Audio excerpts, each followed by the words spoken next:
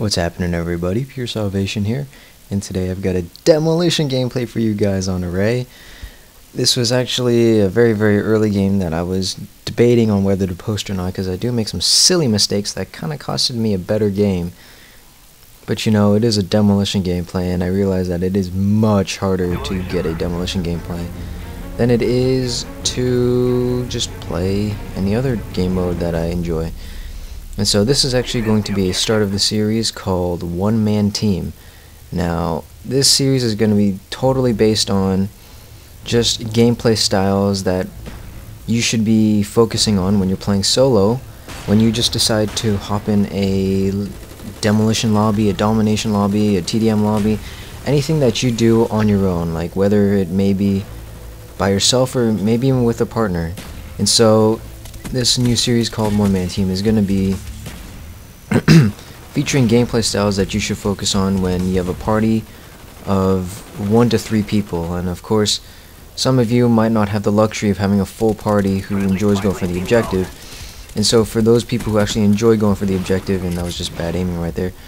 But anyways, for those of you who like to go for the objective and want to go for the win but don't have a full party, this series is going to be for you guys. And so Demolition, what you really want to do when you have a full party is just completely shut out the enemy. However, it's much more difficult when you don't have as many people to work with. And I think in this game I have 2 other people with me, so this is running with a 3-man party. And so anybody or anytime I have a team of 3 or below, it'll probably be in the series One-Man Team. Even though it's not really a 1, but it's just you guys catch my drift. So anyways, how you guys should approach Demolition, especially in such a small based party, you always want to focus on one bomb site, because that's all it takes to win a game. And so if you're running low in numbers, especially people who don't know how to go for the objective and have brain dead teammates like I'm usually having, then you guys really want to focus on just getting the win no matter what it takes. And if you're trying to go for a double defend, sometimes that backfires, and not only are you trying to save one bomb site after that gets planted, while you're doing that, your brain dead teammates might be doing something else and give the enemy a free bomb plant on the other side, which is yet to be planted on. If that made any sense to you guys right there. Congratulations. But anyways, yeah, so you guys, I know that A was being planted on many times, and look at that, my motion sensor saves my butt right there. But you know what, I'm focusing on B because it's closest to our spawn and I can get to it the quickest. As a result, I let the other 2 people in my party handle A, because I know by myself I can handle B without too much problems. Even if they get like a 6-man rush, I'll be able to hold them off for a good amount of time, because you know, I like to consider myself a reliable player who understands the objective and knows when to pursue an objective and when to slowly make your way to it. And right here, you just connection wars is just terrible. And this was actually when I was running a 3-bar, which sucks. And you know, this was back when Treyarch's matchmaking was subpar. And right here, they get a bomb plant, but as you can see, it's so close to our spawn that it's not very much of a problem. As a result, we are able to defuse it and continue on with our day. And so that's just the nice thing of having such a close bomb site. Right here, you know, I make some silly mistakes. I should have baited him more because he had a higher connection than I did, and you know, it just turns out for the worst. And they get a bomb plant, so I realized that, you know what, that was just a stupid mistake and it's going to cost me a bomb plant. Right there, my teammate goes to defuse the bomb, and I save his life because I'm such a nice guy. But you know, that's something you really need to keep aware of, is you don't always have to pursue the objective the moment you get there. When you get to a bomb site that is not in your possession, you need to clear things out before you start planting or defusing. Because if you don't, you're going to attract a lot of attention, and just in that 5-second interval when you're planting, actually it's a 7-second interval, 2 seconds to open up and close the briefcase, and 5 seconds to either plant or defuse. Within that 7-second interval, you're completely vulnerable to any sort of attack. And so making sure you clear out the area and pushing their spawn outside of the bomb area is essential when you want to save a bomb plant. And Another thing you guys should keep aware of is it takes 1.5, I believe it's 1.5 seconds to open up the briefcase and begin the plant or defuse. So if the bomb timer is on its 7-second mark, then you are okay and ready to open up the briefcase and defuse. Anything after that is just a lost cause, because you're just going to get yourself blown up, and there's pretty much no point.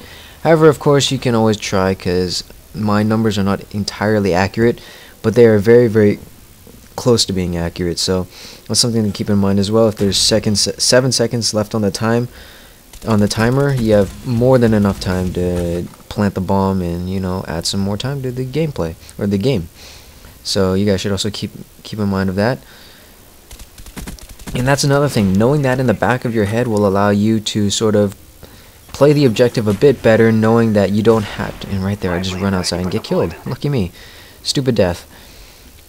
Anyways, continuing what I was saying, if you have a good idea in the back of your mind of when you need to start defusing or planting, that gives you whatever amount of time you need during, maybe if it's the bomb's planted and you're trying to defuse it, you maybe get like a 30-second interval to completely clear out and push the enemies off the bomb, and giving you just enough time to save the bomb and continue on with the game and save the objective. And so that's something you guys should keep in mind as well.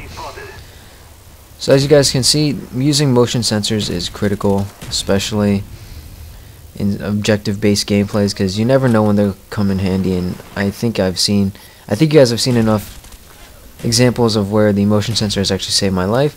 And so Array, let's talk about Array a little bit, because I haven't had much time to do that.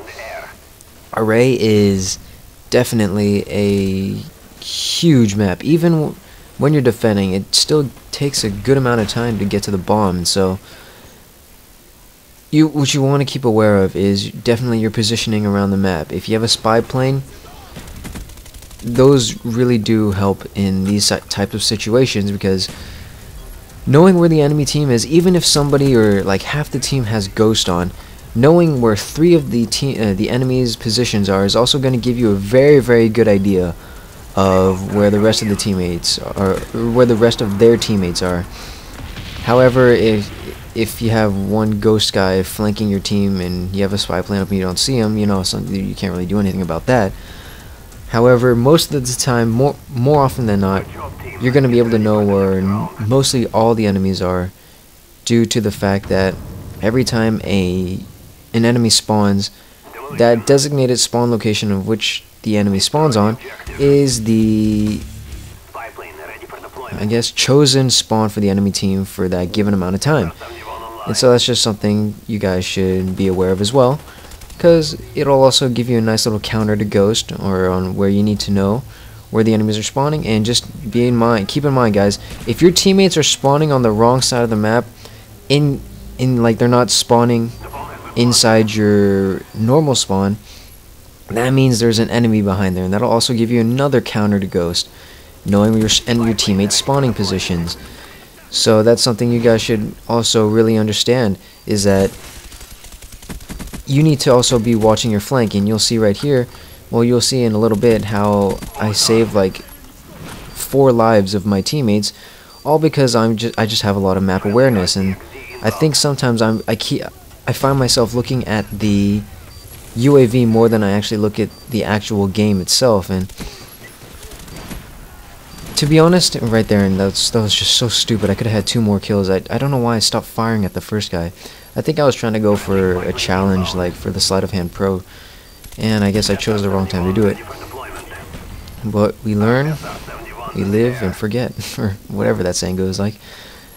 But as you guys know, I'm a huge fan of the Blackbird, and that just really helps when you are put in tight situations.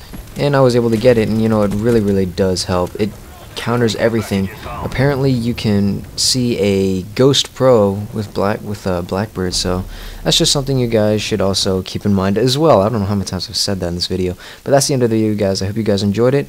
Please like the video, because this is going to be the start of the new series, One Man Team, that you guys can go into an objective based game and own it without having a full party. and I'll be explaining you guys how that works and different tactics you guys should try out. And I think that's about it. Now I'll stop talking. Alright guys, I'll see you in the next video.